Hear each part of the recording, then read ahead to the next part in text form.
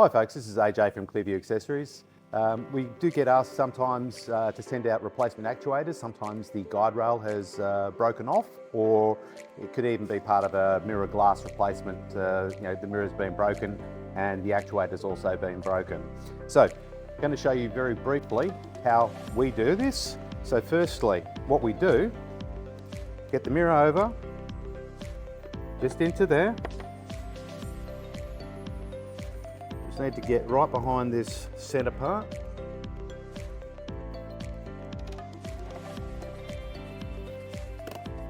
Okay, that's the first bit and the second bit. Now, what I've done here is I've gotten the screwdriver in just inside this little lug here. And what I'm doing is I'm lifting it up.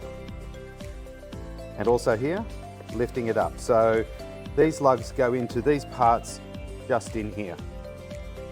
Now, to replace the actuator, it's nice and simple. Once you've got the glass off successfully, 3 screws.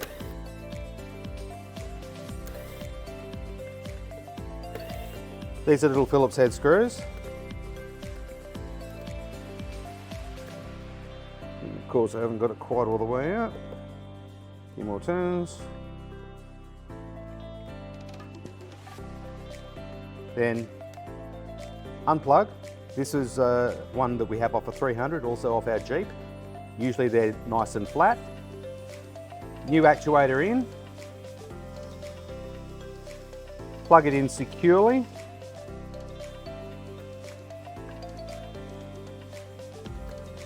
Put the actuator back into position.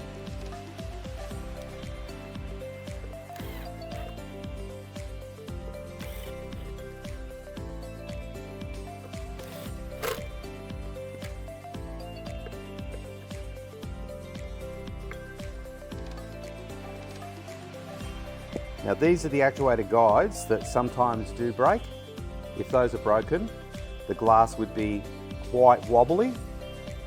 So replacing this, making sure that the guide rails are at. These parts here align with these 4 sections here. So they're at cardinal points, so 10 to, 4 and 8. When putting it on, brace the back of the mirror, use a flat hand on the glass. It's a double click, and then you're nice and secure there.